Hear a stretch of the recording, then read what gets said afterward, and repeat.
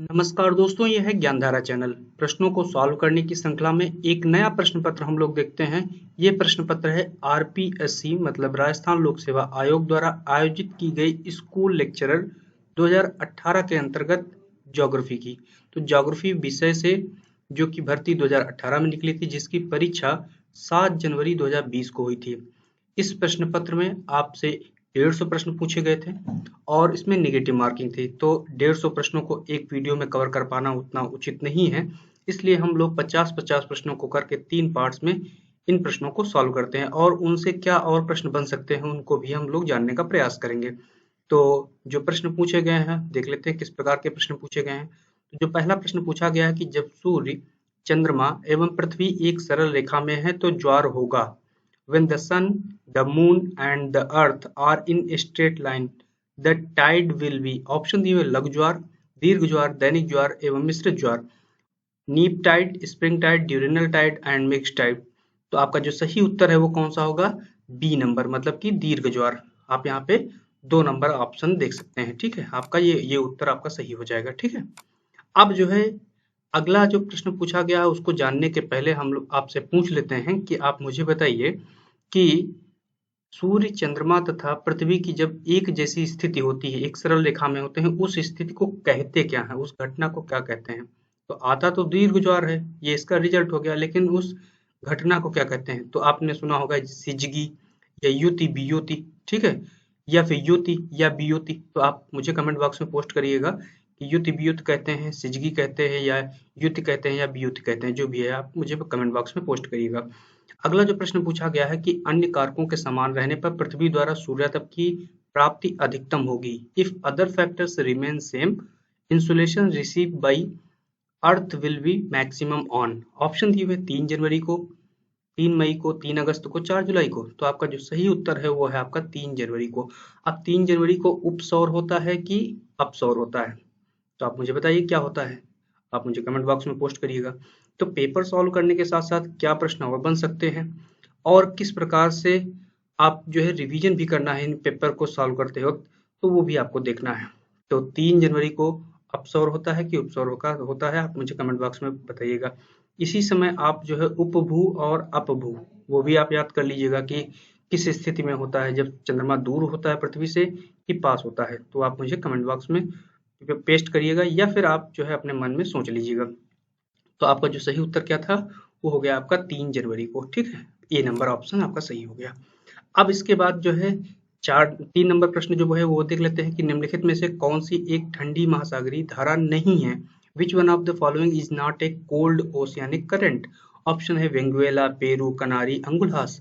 तो आपका जो सही उत्तर है वो है अंगुलहास। अंगुलहास एक गर्म जलधारा है। 4 नंबर प्रश्न जो है वो हम लोग देख लेते हैं कि अक्षांशीय ऊष्मा संतुलन के अनुसार निम्नलिखित में से कौन सा प्रदेश सर्वाधिक ऊर्जा न्यून प्रदेश है? तो ऊर्जा न्यून प्रदेश का मतलब एनर्जी डिफिसिट रीजन। तो इंग्लिश वर्जन उसका क्या है कि which one of the following region is the most energy deficit region in terms of latitudinal heat balance. Option दिए हुए हैं दोनों गोलार्धों में 30 डिग्री से 70 डिग्री के बीच में, between 30 degree to 70 degree latitudes in both hemisphere. दूसरा है केवल 70 डिग्री उत्तरी से 90 डिग्री उत्तरी अक्षांश के बीच में, between 70 degree north to 90 degree north latitude only. तीसरा ऑप्शन है आपका केवल 80 डिग्री दक्षिण से 90 डिग्री दक्षिण अक्षांशों के बीच में, only 80 degree south to 90 degree south latitude only. और जो चौथा है वो है दोनों गोलार्धों में 80 डिग्री से 90 डिग्री अक्षांशों के बीच में, between 80 degree to 90 degree latitudes in both the hemisphere. तो आपका जो सही उत्तर है वो है केवल 90 डिग्री दक्षिण से 80 डिग्री दक्षिण से 90 डिग्री दक्षिण अक्षांशों के बीच में। 4 नंबर जो प्रश्न है वो हम लोग 5 नंबर प्रश्न जो है वो हम लोग देख लेते हैं। 5 नंबर प्रश्न है कि निम्न स्थल रूपों में से कौन सा पवन द्वारा विकसित नहीं है? Which one of the following landforms is not developed by wind? Option दिए हैं ज्यूगेन, इंसलबर्ग, अरेत और यार्डंग। तो आपका जो सही उत्तर है वो है आपका अरेत। अरेत क्या है आप बताइए, किस स्थलाकृति द्वारा बना हुआ है, मतलब किस प्रक्रम के द्वारा बना हुआ है? तो आप बताइए पेरी ग्लेशियर है कि ग्लेशियर के द्वारा बना हुआ? आप मुझे कमेंट बॉक्स में पोस्ट करिएगा। 100 उसके बाद आपका 6 नंबर प्रश्न पूछा गया कि चैगोस द्वीप समूह स्थित है। चैगोस आर्क्योपेलेजो इज लोकेटेड इन। ऑप्शन दिए हुए हैं दक्षिणी प्रशांत महासागर में, साउथ पैसिफिक ओशियन उत्तरी प्रशांत महासागर में, नॉर्थ पैसिफिक ओशियन हिंद महासागर में, इंडियन ओशियन एंड चाइना सागर में। ठीक है, तो आपका जो सही उत्तर है वो है आपका हिंद महासागर में। अब आप मानचित्र उठाइए और उसमें देख डालिए कि कहाँ पे स्थित है। 107 मतलब 7 नंबर प्रश्न जो पूछा गया वो देख लेते हैं कि निम्नलिखित में से कौन सा सही सुमेलित नहीं है। Which one of the following is not correctly matched. नदी के सामने तटबंध दिया हुआ, प्राकृतिक तटबंध मतलब river associated with natural levee, तो आपका सही है। पवन द्वारा टम्बोलो, तो पवन द्वारा टेम्बोलो नहीं सुमेलित, क्योंकि टम्बोलो समुद्री लहरों के द्वारा निर्मित स्थलाकृति है। हिमनद से सर्क संबंधित है, पवन से सीप संबंधित है, ये भी सही है। 8 नंबर प्रश्न जो पूछा गया है कि दक्षिणी सैंडविच खाई अवस्थित है। The south sandwich trench is located in. Option दिए हुए हैं उत्तरी प्रशांत महासागर, दक्षिणी प्रशांत महासागर, हिंद महासागर, अटलांटिक महासागर। आपका जो सही उत्तर है वो है अटलांटिक महासागर में। 9 नंबर प्रश्न हम लोग देख लेते हैं कि निम्नलिखित में से किस सागर या झील में सर्वाधिक लवणता है। Which one of the following sea and lake or lake has highest salinity. Option दिए हुए लाल सागर, रेड सी, मृत सागर, dead sea, great salt lake और वान झील। तो आपका सही उत्तर है वान झील, जहां पर 330 ग्राम प्रति हजार लवणता पाई जाती है। 10 नंबर प्रश्न पूछा गया कि निम्नांकित कोयला क्षेत्रों में से कौन सा एक महानदी घाटी में स्थित है। Which one of the following coal field is located in Mahanadi valley. Option दिए हैं तलचर, झरिया, रानीगंज, बोकारो। तो आपका जो सही उत्तर है वो आपका तलचर। अब आप मुझे कमेंट बॉक्स में पोस्ट करके बताइए कि झरिया, बोकारो और रानीगंज किन राज्यों में स्थित हैं। ये आपसे कई बार परीक्षाओं में पूछा जाता है कि बोकारो किस राज्य में है, रानीगंज किस राज्य में है, ये आपसे पूछा ही जाता है, आपको लगाने को आता है, इसलिए आप उसको तैयार रखिए। 11 नंबर प्रश्न पूछा गया कि निम्नलिखित में से ज्वार भाटा का कारण है। Which one of the following is the cause of tides. Option दिए हुए हैं, मतलब कि आपके सामने 4 विकल्प दिए हुए हैं और उसमें से कोड का उपयोग करके सही उत्तर का चयन करना है। पहला है ए नंबर चंद्रमा का गुरुत्वाकर्षण बल, मून्स ग्रेविटेशनल पुल। दूसरा सूर्य का गुरुत्वाकर्षण बल, सन्स ग्रेविटेशनल पुल। तीसरा है अपकेंद्रीय बल, सेंट्रीफ्यूगल फोर्स। चौथा है पृथ्वी का गुरुत्वाकर्षण बल, gravitational pull of earth. Code दिए हुए एबीसी सही है या एबीडी सही है या एबीसीडी सही है या केवल ए और बी सही है। तो आपका जो सही उत्तर है वो है आपका ए, बी और सी सही है।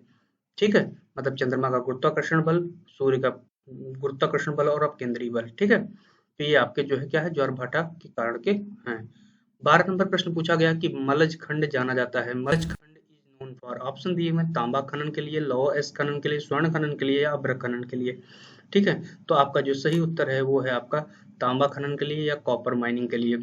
13 नंबर प्रश्न पूछा गया है कि सूर्य की अपेक्षा चंद्रमा ज्वार भाटा उत्पन्न करने का लगभग बल होता है। The tide producing force of moon is approximately greater then that the sun. तो ऑप्शन दिए हुए 2.89 टाइम्स, 3.189 टाइम्स, 1.65 टाइम्स, 2.17 टाइम्स। तो आपका जो सही उत्तर है वो आपका 2.17 टाइम्स। ये आपसे कई बार पूछा जाता है कई परीक्षाओं में, इसलिए आपको इसको याद कर लेना। अगला प्रश्न है 14 नंबर कि निम्नलिखित में से कौन सी ठंडी जलधाराएं हैं। विच one of the following is or are cold currents. Option दिए पेरू की धारा, लिनो की धारा, बेंगुएला की धारा या नॉर्वे की धारा।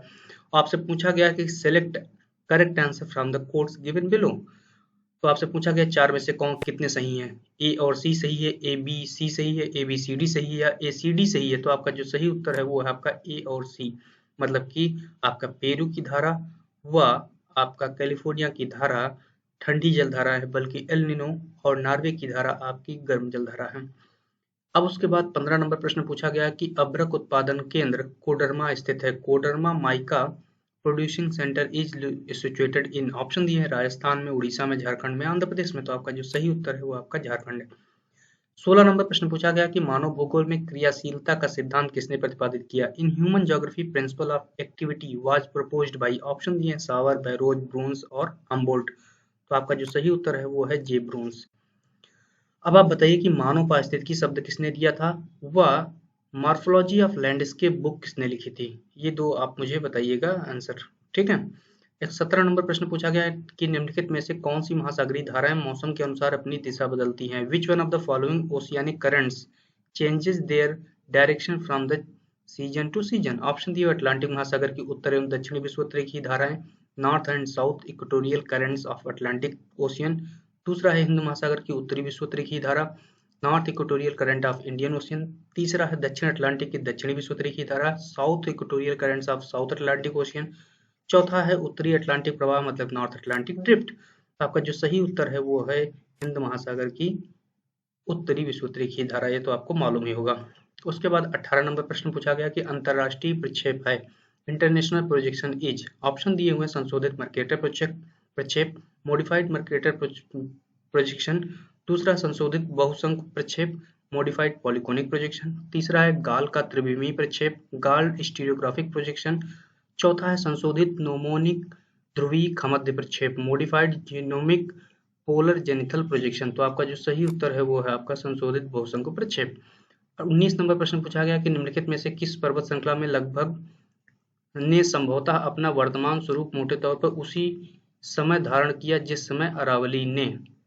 Which one of the following mountain range is believed to acquired its present form roughly at the same time as that of Aravalli? Option दिए नागा हिल्स या नागा पहाड़ियां, कुर्नूल श्रेणी या फिर नल्लामलाई की पहाड़ियां या फिर शिवालिक। तो आपका जो सही उत्तर है वो है नल्लामलाई की श्रृंखला। 20 नंबर प्रश्न पूछा गया कि बोन प्रक्षेप है, बोन प्रोजेक्शन इज। ऑप्शन दिए हैं शंक्वाकार, बेलनाकार, खमध्य या रूढ़ मतलब कोनिकल, सिलेंड्रिकल, जेनिथल और कन्वेंशनल। तो आपका जो सही उत्तर है वो आपका है शंक्वाकार। 21 नंबर प्रश्न पूछा गया कि शीत ऋतु में पश्चिमी जेट स्ट्रीम की सामान्य स्थिति रहती है। The mean position of westerly jet stream in winter lies. Option दिए हुए हैं कर्नाटक के पठार के साथ एलॉन्ग कर्नाटका प्लेटू। दूसरा है कर्क रेखा के ठीक उत्तर में just north of tropic of cancer. तीसरा है विंध्याचल पर्वत के तलहटी के साथ along the foothills of Vindhyan Mountain। चौथा है हिमालय के दक्षिणी ढलान के साथ along the southern slope of Himalaya. तो आपका जो सही उत्तर है वो आपका है 4 नंबर, हिमालय के दक्षिणी ढलान के साथ। 22 नंबर प्रश्न पूछा गया कि मानक विचलन में विचलनों की गणना किससे की जाती है। Deviation in standard deviation is calculated from. Option दिए हुए माध्यिका से मतलब मीडियन से। दूसरा है बहुलक से मतलब मोड से। तीसरा है समांतर माध्य से मतलब अरिथमेटिक मीन से। चौथा है सहसंबंध से। तो जो आपका सही उत्तर है वो है समांतर माध्य से। ठीक है।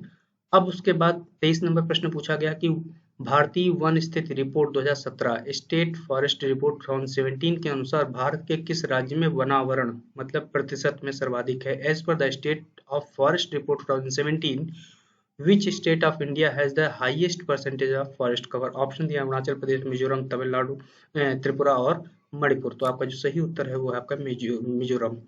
अगला जो प्रश्न पूछा गया है 24 नंबर की, निम्नलिखित में से किस भारतीय मृदा में ग्रीष्म ऋतु में गहरी दरारें पड़ जाती हैं जिससे मृदा में अपर्याप्त ऑक्सीकरण संभव हो पाता है। Which one of the following Indian soil gate deep cracks in summer which allow sufficient oxygenation in soils. Option दिए हैं काली मिट्टी मतलब ब्लैक सॉइल, जलोढ़ मिट्टी एलुवियल सॉइल, मरुस्थलीय मृदा मतलब कि डेजर्ट सॉइल और जैविक मृदा मतलब ऑर्गेनिक सॉइल। तो आपका जो सही उत्तर है वो आपका है काली मृदा या black soil.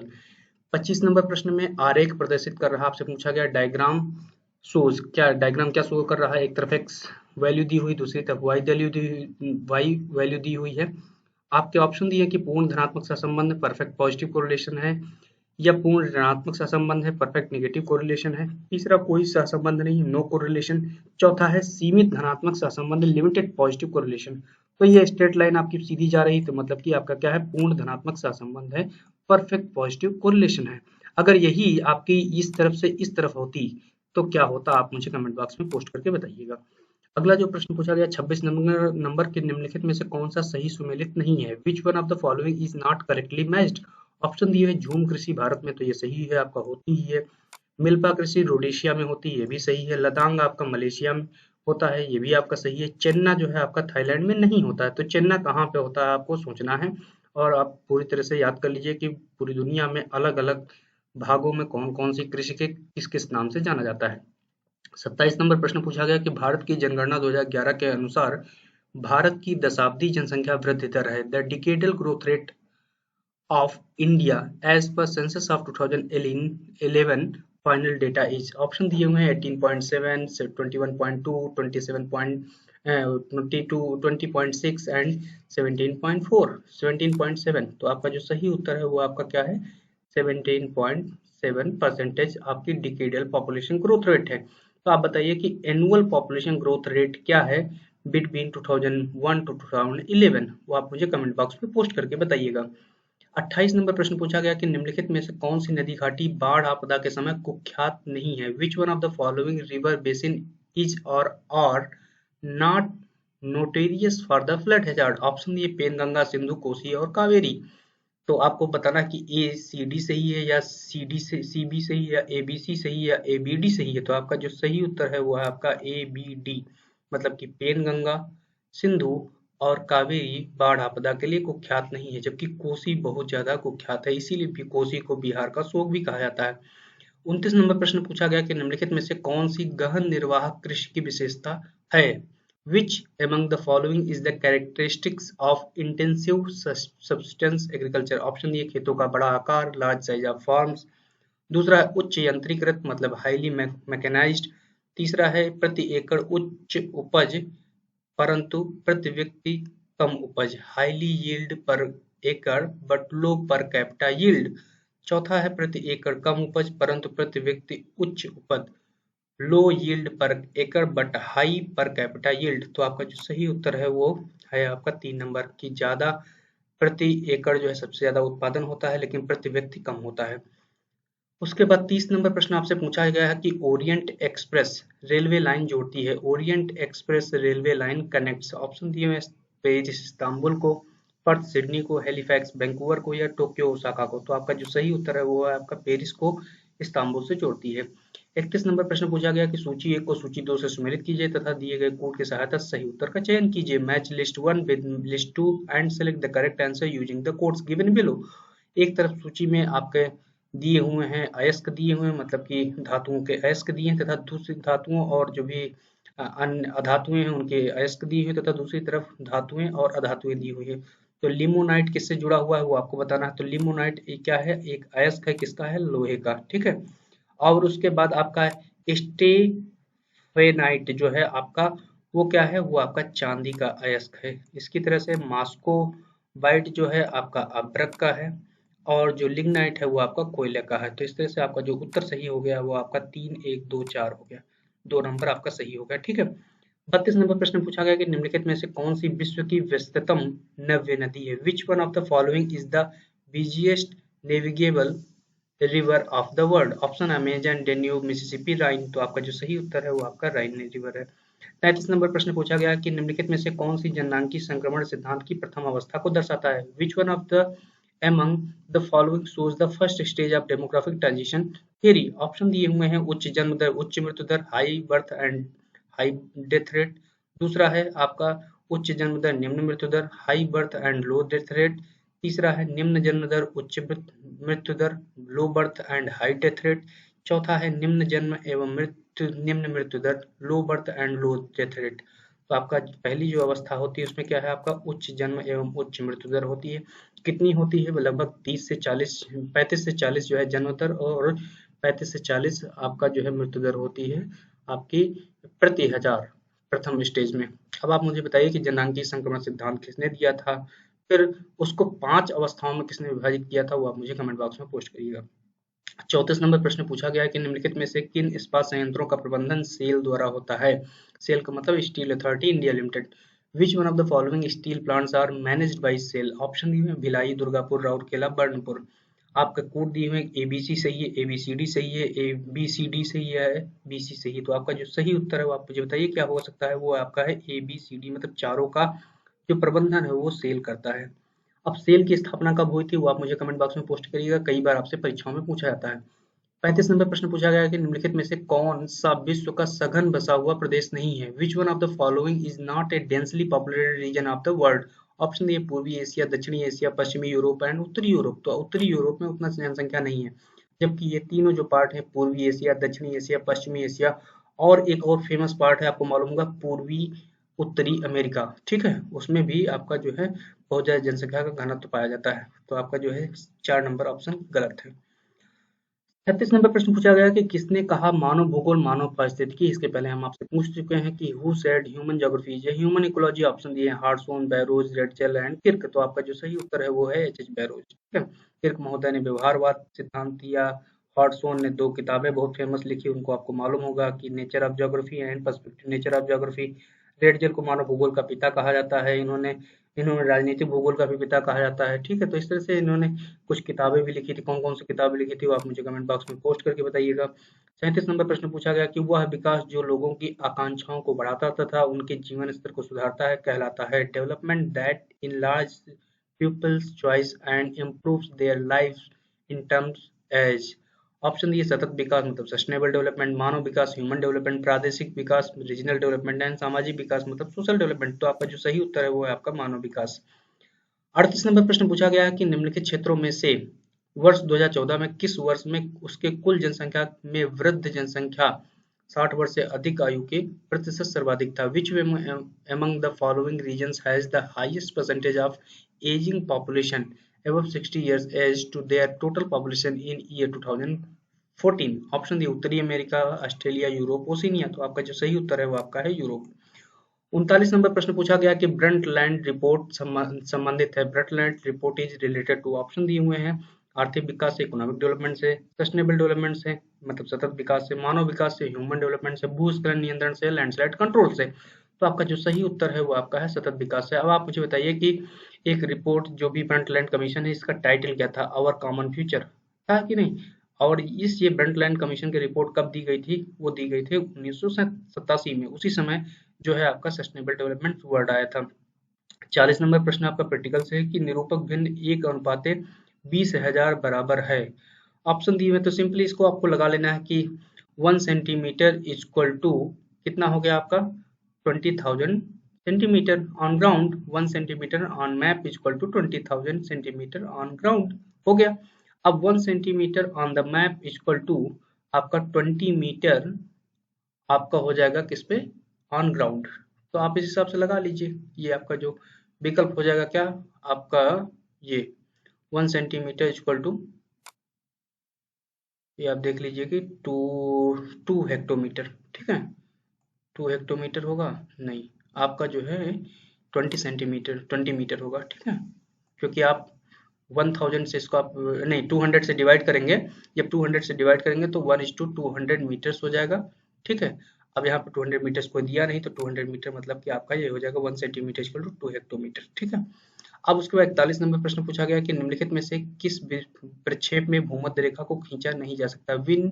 In which of the following projection equator can not be drawn? Option दिए हुए हैं ध्रुवीय मध्य प्रक्षेप मतलब स्टीरियोग्राफिक पोलर जेनिथल प्रोजेक्शन। दूसरा है ध्रुवीय मध्य समक्षेत्र प्रक्षेप पोलर जेनिथल इक्वल एरिया प्रोजेक्शन। तीसरा है ध्रुवीय मध्य समदूरस्थ प्रक्षेप पोलर जेनिथल इक्विडिस्टेंस प्रोजेक्शन। चौथा है नोमोनिक ध्रुवीय मध्य प्रक्षेप नोमोनिक पोलर जेनिथल प्रोजेक्शन। तो आपका जो लास्ट है उस पे आपका जो है भूमध्य रेखा पर प्रक्षेप नहीं किया जा सकता है, मतलब कि ये कभी भी भूमध्य रेखा पर नहीं दर्शाया जा सकता। ठीक है, 42 नंबर प्रश्न पूछा गया कि निम्नलिखित में से कौन सा प्रक्षेप यथाकृतिक प्रक्षेप है? Which one of the projection is orthomorphic? Option दिए गाल प्रक्षेप, मर्केटर प्रक्षेप, साधारण बेलनाकार प्रक्षेप या बहुसंख्याकार प्रक्षेप। तो आपका जो सही उत्तर है वो आपका मर्केटर प्रक्षेप। 43 नंबर प्रश्न पूछा गया है कि एक मानचित्र निरूपक भिन्न RF इक्वल टू 1:4 लाख पर बनाया गया है। ठीक है, उस मानचित्र पर 5 सेंटीमीटर की एक रेखा धरातल पर कितनी दूरी को दिखाएगा? तो आपके RF से कई प्रश्न पूछे जा रहे हैं, इनको आप देख सकते हैं, इसको आप प्रैक्टिस कर लीजिएगा। ए map is constructed on RF equal to 1:4 lakh. What will be the ground distance for the line of 5 centimeter on the map? तो 1:2 आपका कितना हो जाएगा? 1 centimetre on the map equal to 4 lakh centimetre on the ground. तो आपका centimetre हो गया। अब आप इसको क्या करेंगे, सेंटीमीटर को इसको आप मीटर में कन्वर्ट करेंगे तो आप इसको 100 से डिवाइड करेंगे तो आपका हो जाएगा 4000 मीटर। मतलब कि आपका 1 centimetre on map equal to 4000 metre हो जाएगा ऑन द सरफेस। फिर 1 centimetre on map equal to 4 kilometre on the ground हो जाएगा। ठीक है, अब आप 5 सेंटीमीटर 5 से आप मल्टीप्लाई कर दीजिए, मतलब 5 centimetre on the map equal to 20 kilometre on the ground. तो आपका ये आपका ऑप्शन सही हो जाएगा। 44 नंबर प्रश्न आपसे पूछा गया कि निम्न सागरीय गर्तों में से कौन सा हिंद महासागर में स्थित है? Which one of the following oceanic deeps is situated in the Indian ocean? Option दिए टोंगा गर्त, मेरियाना गर्त, नरेश और सुंडा तो आपका जो सही उत्तर है आपका सुंडा है। 45 नंबर प्रश्न पूछा गया कि शुष्क ग्रीष्मकाल एवं वर्षा युक्त शीतकाल विशेषता है। Dry summer and rainy winter is the characteristics of. Option दिए मानसूनी जलवायु का, मानसून क्लाइमेट का, उष्णकटिबंधीय वर्षा वाली जलवायु का, ट्रॉपिकल रेनी क्लाइमेट, भूमध्य सागरीय जलवायु का, मेडिटेरियन क्लाइमेट, पश्चिमी यूरोप तुल्य जलवायु मतलब वेस्टर्न यूरोप टाइप क्लाइमेट। तो आपका जो सही उत्तर है वो है भूमध्य सागरीय जलवायु का। जानते होंगे कोपेन ने इसका क्लासिफिकेशन किस कैटेगरी में किया है, CS प्रकार में किया है, ठीक है। तो यहाँ पर आपकी जो ग्रीष्म काल वो शुष्क रहता है जबकि शीतकाल में वर्षा होती है। अब 46 नंबर प्रश्न पूछा गया कि स्वेज नहर का उत्तरतम पोर्ट है। The northern most part of Suez canal is. Option दिए हैं port side, port Suez, port फाट, पोर्ट डमिटा। आपका जो सही उत्तर है वो है आपका पोर्ट साइड। उसके बाद 47 नंबर प्रश्न पूछा गया कि कयाल मतलब कि पश्च जल पाए जाते हैं। Kayals mean backwaters are found at. Option दिए मालाबार तट पर, कोंकण तट पर, कोरमंडल तट पर या काठियावाड़ तट पर। आपका सही उत्तर है मालाबार तट पर। 48 नंबर प्रश्न पूछा गया कि निम्नलिखित में से कौन सा एक पटल विरूपणी बल या संचलन है। Which one of the following is the diastrophic forces or movements? Option दिए महाद्वीप निर्माणकारी बल, इपीरियोग्राफिक या इपीरियोजेनेटिक फोर्सेस, दूसरा है आकस्मिक बल सडन फोर्सेस, तीसरा है हिमधाव या एवलांसिस और चौथा है आपका पर्वत निर्माणकारी बल या ओरोजेनेटिक फोर्सेस। आपसे पूछा गया कि दिए गए कोड की सहायता से सही उत्तर का चयन करना है। ऑप्शन दिए हैं ABD सही है या A सही है या AD सही है या D सही। तो आपका जो सही है वो है केवल A और D, मतलब कि आपका जो है पीरियोग्राफिक फोर्सेस मतलब महाद्वीप निर्माणकारी जो बल हैं और जो आपके पर्वत निर्माणकारी बल है वो पटल विरूपणी बल हैं। 49 नंबर प्रश्न पूछा गया कि भू संतुलन के संदर्भ में किसने कहा था कि परिवर्तित गहराई के साथ घनत्व समान रहता है। With reference to the isostasy who had said the uniform density with the varying depth। Option दिए प्राट, वेरी, थानबरी एंड बॉबी। तो आपका जो सही उत्तर है वो है आपका एरी। अब आप मुझे बताइए कि WD थानबरी ने कौन सी किताब लिखी थी, बहुत फेमस किताब लिखी है जो कि आप लोग पढ़ते हैं PG लेवल पे, वो कौन सी थी उसका नाम बताइए।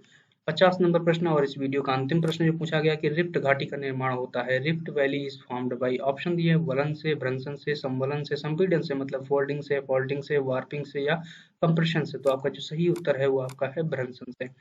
तो उम्मीद है कि आपको जो ये 50 प्रश्न बचाए गए ये काफी इंटरेस्टिंग रहे हैं। आपकी आगामी परीक्षाएं चाहे यूपी PGT हो या TGT हो, कहीं भी हो, आपका भूगोल संबंधित या DSSB की परीक्षाएं हो, किसी भी स्टेट की आपकी परीक्षाएं हो, सभी में इस तरह के कॉमन प्रश्न पूछे जाते हैं और असिस्टेंट प्रोफेसर के लिए भी इस तरह के प्रश्न पूछ लिए जाते हैं। तो इसलिए आप इन पेपर्स को सॉल्व करके अधिक से अधिक लाभ लीजिए कि किस प्रकार के प्रश्न आपके आयोग द्वारा या बोर्ड द्वारा पूछे जाते हैं और उनके आधार पर आप आगामी परीक्षाओं के लिए तैयारी कीजिए और आप जल्दी से सफल हो, यही हमारी उम्मीद है।